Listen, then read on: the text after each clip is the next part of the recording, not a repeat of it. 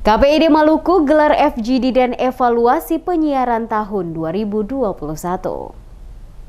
Salah satu fungsi Komisi Penyiaran Indonesia Daerah atau KPID Maluku adalah memastikan masyarakat yang berada di wilayah Maluku mendapatkan program siaran yang layak dan benar sesuai hak asasi manusia. Dalam upaya meningkatkan kualitas siaran, Komisi Penyiaran Indonesia Daerah atau KPID Maluku pada Jumat 17 Desember menggelar forum diskusi bersama mitra terkait dan evaluasi akhir tahun Lembaga Penyiaran se-Maluku bersama pimpinan lembaga penyiaran elektronik baik milik pemerintah, swasta maupun berjaringan.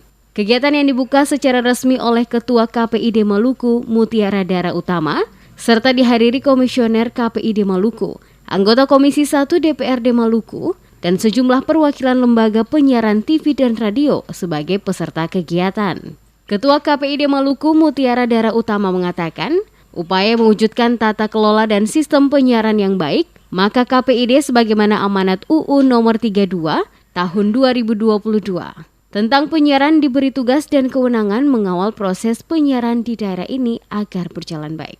Maka KPID sebagaimana amanat UU nomor 32 tahun 2002 tentang penyiaran diberi tugas dan kewenangan mengawal proses penyiaran di daerah ini agar berjalan baik. Komisi Penyiaran Indonesia atau KPI yang diamanahkan UU sebagai regulator penyiaran di Indonesia berdasarkan UU 32/2002 menjamin masyarakat untuk memperoleh informasi yang layak dan benar sesuai dengan hak asasi manusia, membantu pengaturan infrastruktur bidang penyiaran, membangun iklim persaingan yang sehat antar lembaga penyiaran dan industri terkait.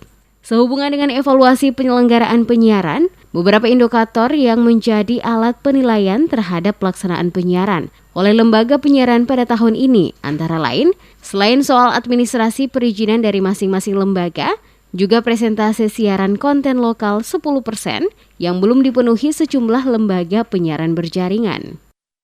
Sementara itu, dalam menghadapi migrasi analog ke terestrial digital, lembaga penyiaran harus responsif dalam mempersiapkan perubahan teknologi dan infrastruktur dengan baik. Sehingga saat ASO, semua siaran sudah siap ditransmisikan melalui DVB T2 atau Digital Video Broadcasting Second Generation Terrestrial atau sejenisnya.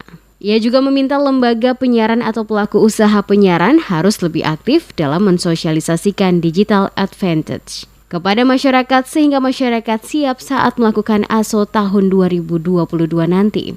Disebutkan Mutiara, dalam kaitan dengan migrasi penyiaran dari analog ke digital, Komisi Penyiaran Indonesia sebagai wujud peran serta masyarakat berfungsi mewadahi aspirasi serta mewakili kepentingan masyarakat akan penyiaran.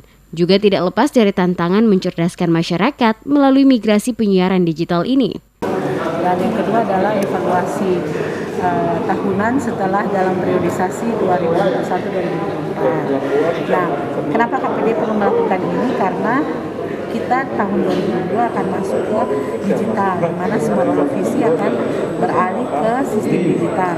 Sedangkan sistem analog yang ditinggalkan ini, masih banyak masyarakat Maluku yang belum mengetahui sebenarnya apa itu analog switch off atau apa itu analog digital dan tingkat digital.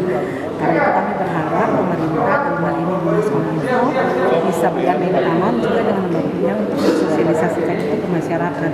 Sehingga nanti masyarakat tidak kaget ketika digital, televisi mereka tidak bisa digunakan tanpa set-top box atau mereka membeli televisi yang baru. Diharapkan dengan adanya digitalisasi ini, tidak ada lagi area blank spot, sehingga masyarakat mendapatkan jaminan hak atas informasi sebagaimana diamanahkan UUD. Mutiara berharap lembaga penyiaran bisa memperbaiki, memenuhi kewajiban yang diamanatkan oleh peraturan perundang-undangan yang berlaku dalam bidang penyiaran.